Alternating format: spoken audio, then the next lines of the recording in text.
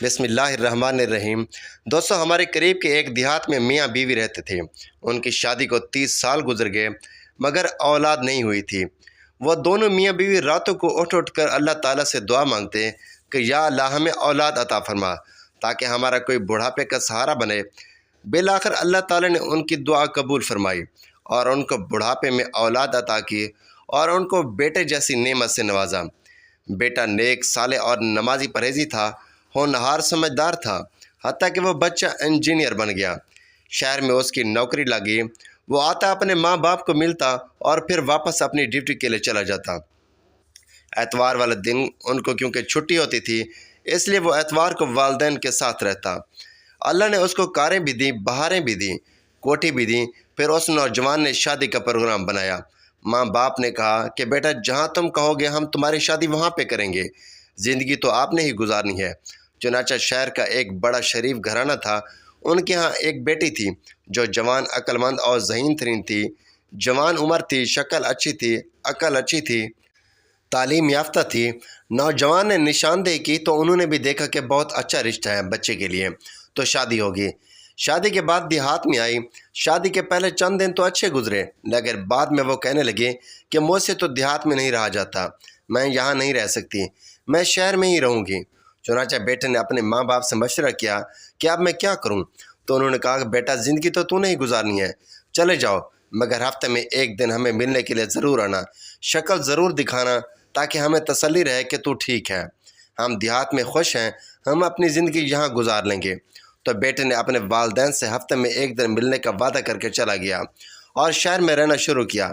ماں باپ کو دیہات میں رہنا بہت اچھا لگتا تھا کیونکہ انہوں نے اپنی ساری زندگی دیہات میں گزاری تھی۔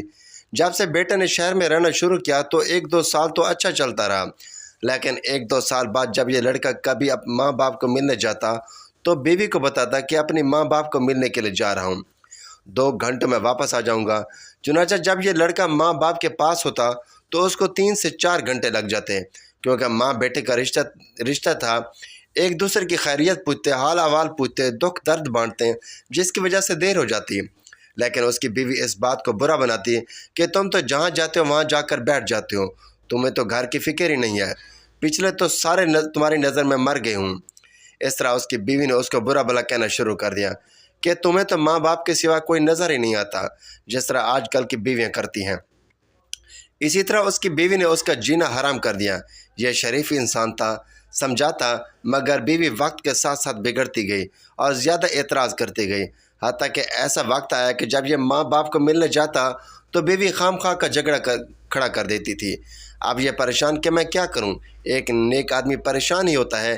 ایک طرف سے ماں باپ کی پریشانی، ایک طرف سے بیوی پریشان کر رہی ہوتی ہے اور پھر بچوں کی ماں بھی بن چکی ہوتی ہے۔ اسی دوران اس نوجوان کو سعودی عرب سے نوکری کی آفر ہوئی تو اس نے اپنے ماں باپ سے اجازت مانگی، تو انہوں نے کہا بیٹا تم تو خوش قسمت ہو، اس پاک ملک میں اللہ تعالیٰ نے تمہارا رزق لکھا ہے، اللہ کے گھر میں جاؤ اور اللہ کے گھر کی خدمت کرو، مگر بیٹا کبھی کبھی موقع ملے تو ہمیں بھی ملتے رہنا، آتے رہنا۔ اس طرح ماں باپ کی دعائیں لیتا ہوا یہ بندہ اپنی بیوی بچوں سمیت مکہ مکرمہ شفٹ ہو گیا۔ وہاں کی زندگی بہت ہی آسان اور سکون دیتی۔ یہ 13 سال وہاں رہا اور کیونکہ نیک تھا تو ہر سال حج بھی کرتا تھا۔ ایک دن حج کے تیسرے دن یہ مطاف میں کھڑا دعا مانگ رہا تھا اور رو رہا تھا۔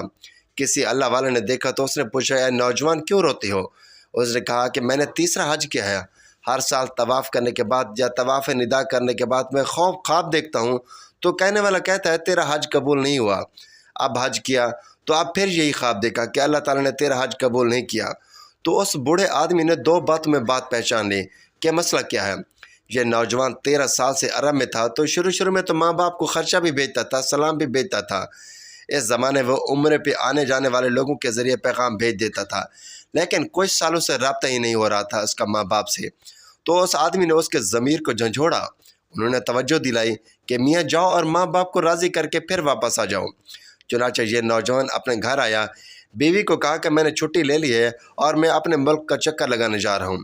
ماں باپ کا نام سنتے بیوی پھر سے اسے برا بھلا کہنے لگی تو شوہر نے اسے شیر کی آنکھ سے گھور کر دیکھا تو پھر وہ ڈر گئی، بلی کی طرح بیٹھ گئی۔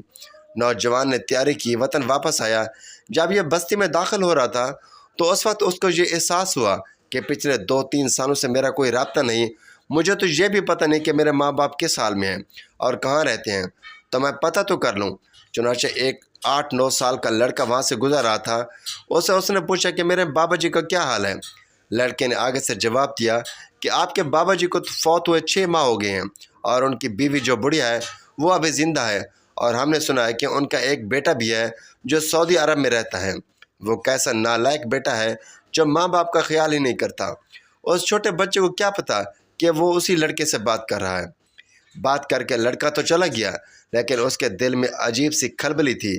دل میں اس کو ندامت ہوئی کہ میں نے واقعی بہت بڑی خطا کی۔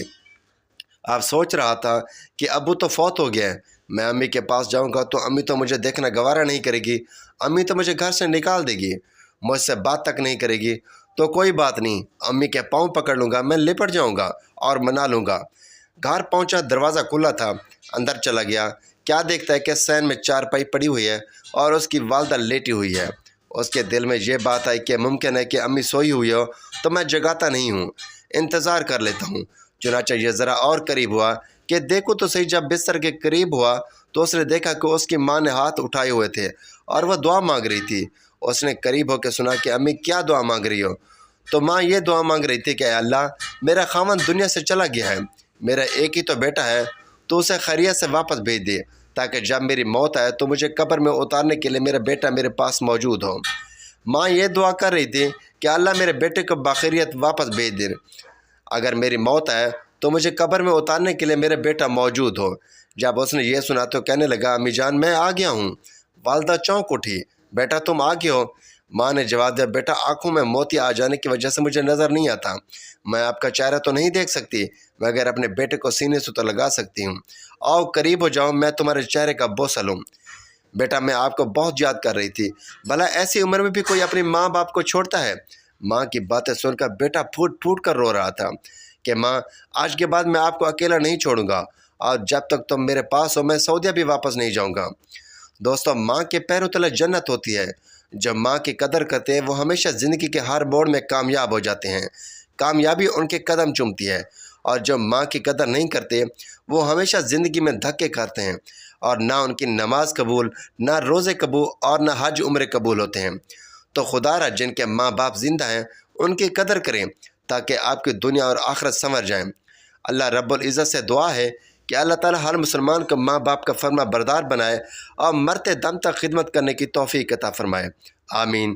ناظرین، ویڈیو اچھی لگی ہو تو ویڈیو کو لائک کریں، شیئر کریں، چینل کو سبسکرائب کریں تاکہ ہر آنے والی اس طرح کی معلوماتی ویڈیو سب سے پہلے آپ تک پہنچے۔ تو ناظرین، اگلے ویڈیو تک کے لیے اجازت دیجیے، اللہ حافظ۔